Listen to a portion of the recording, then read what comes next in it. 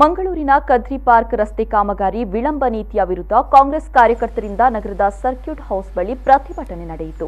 ಇನ್ನು smart city ಯೋಜನೆಯ ಹೆಸರಿನಲ್ಲಿ ಹಣಪೋಲು ಮಾಡಲಾಗ್ತಾ ಇದೆ ಅಂತ ಕಾಂಗ್ರೆಸ್ ಕಾರ್ಯಕರ್ತರು ಬಿಜೆಪಿ ಸರ್ಕಾರದ ವಿರುದ್ಧ ಘೋಷಣೆ ಕೂಗಿದ್ರು. ಈ ವೇಳೆ ಮಾತನಾಡಿದ ಮಾಜಿ ಶಾಸಕ ಜೆಆರ್ ಲೋಬೋ ಅವರು, ಕದ್ರಿ ಪಾರ್ಕ್ ರಸ್ತೆ ಕಾಮಗಾರಿ ಸಂಪೂರ್ಣವಾಗಿ ವಿಫಲವಾಗಿದೆ. ನಗರ ಪ್ರದೇಶದಲ್ಲಿ ಸಾಕಷ್ಟು ಸ್ಮಾರ್ಟ್ ಸಿಟಿಯ ಹಣ ಪೋಲು ಮಾಡಲಾಗ್ತಾ ಇದೆ. ಸ್ಮಾರ್ಟ್ ಸಿಟಿ ಯೋಜನೆ ಅನುಷ್ಠಾನ ವಿಚಾರದಲ್ಲಿ ಬಿಜೆಪಿ ಸರ್ಕಾರ ಹಾಗೂ ಸ್ಥಳೀಯ ಶಾಸಕರು ವಿಫಲವಾಗಿದ್ದಾರೆ ಅಂತ ಆರೋಪಿಸಿದರು. ನಾವು ಇದರ ಅವಶ್ಯಕತೆಯ ಬಗ್ಗೆಯೂ ಕೂಡ ಪ್ರಶ್ನೆ ಮಾಡ್ತಾ ಇದ್ದೀವಿ. ಸ್ಮಾರ್ಟ್ ಸಿಟಿ ಹಣ ಆಗಲಿ ಅಥವಾ ಬೇರೆ ಯಾವುದೇ ಹಣ ಆಗಲಿ ಈ ರೀತಿ ಪೋಲು ಮಾಡುವುದನ್ನು ಸರಿಯಲ್ಲ. ಕದ್ರಿ ಪಾರ್ಕ್ ಅನ್ನು ನಾವು ಒಂದು ಪ್ರವಾಸದ ಒಂದು ತಾಣವನ್ನಾಗಿ ಅಭಿವೃದ್ಧಿ ಮಾಡಬೇಕು ಹೊರತು ಅಲ್ಲಿ ಜನರಿಗೆ ತಿರುಗಾಡಲಿಕ್ಕೆ, ಅಲ್ಲಿ ಭಾಳ ಆರಾಮದಲ್ಲಿ ಕೂತ್ಕೊಂಡು ತಮ್ಮ ಸಮಯ ಕಳೀಲಿಕ್ಕೆ, ಚಿಕ್ಕ ಚಿಕ್ಕ ಮಳಿಗೆಗಳನ್ನು ಮಾಡಿ ವ್ಯಾಪಾರ ಮಾಡಲಿಕ್ಕೆ, ಆರ್ಥಿಕ ಅಭಿವೃದ್ಧಿಯನ್ನು ಕೂಡ ಹಲವಾರು ಬಡ ಕುಟುಂಬದವರದಿಂದ ಆಗ್ತಿತ್ತು.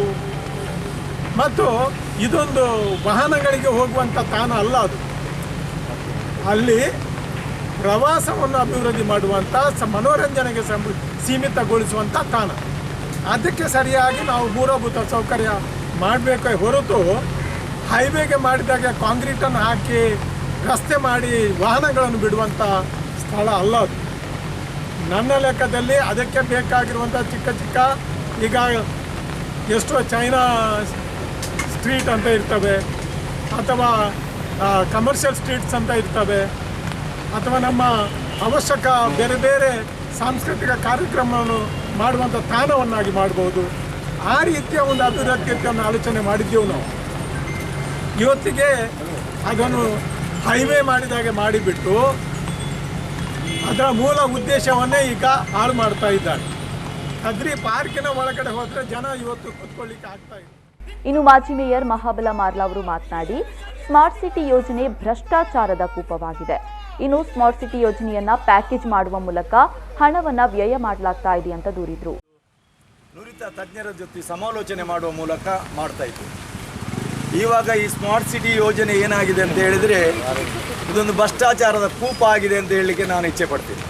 ಯಾಕೆಂತ ಹೇಳಿದರೆ 4.5 ಕೋಟಿಗೆ ಕರೆದಂಥ ಏನು ಟೆಂಡರ್ ಇದೆ ಅದನ್ನು ಬದಲಾವಣೆ ಮಾಡಿ 12 ಕೋಟಿಗೆ ಈ ಟೆಂಡರನ್ನು, ಈ ರಸ್ತೆಯನ್ನು ಕರೆದೆ. ನಾನು ನಿಮಗೆ ಒಂದು ನಿದರ್ಶನವನ್ನು ಕೊಡು.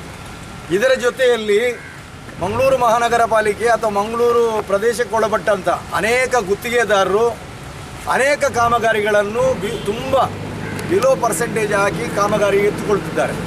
ಆದರೆ ಸ್ಮಾರ್ಟ್ ಸಿಟಿ ಯೋಜನೆಯ ಕಾಮಗಾರಿಗಳನ್ನು ಪ್ಯಾಕೇಜ್ ಮಾಡುವ ಮೂಲಕ ದೊಡ್ಡ ದೊಡ್ಡ ಟೆಂಡರ್ ಕರೆದು ಏನು ನಗರದಲ್ಲಿ ವಾಸಿಸುವಂಥ ಗುತ್ತಿಗೆದಾರರಿಗೆ ಅವಕಾಶ ಕೊಡುವಂಥ ರೀತಿಯಲ್ಲಿ, ಏನು ಮಂಗಳೂರಿನ ಜನತೆಗೆ ಸ್ಮಾರ್ಟ್ ಸಿಟಿಯ ಬಿಲೋ ಪರ್ಸೆಂಟೇಜ್ ಹೋದರೆ ಹಣದ ಉಳಿತಾಯ ಆಗ್ತದೆ, ಆಗದ ರೀತಿಯಲ್ಲಿ ಈ ರಸ್ತೆಯ ಜೊತೆಯಲ್ಲಿ ಕದ್ರಿ ಪಾರ್ಕಿನ ಕಾಮಗಾರಿಗಳನ್ನು ಸೇರಿಸ್ತಾರೆ.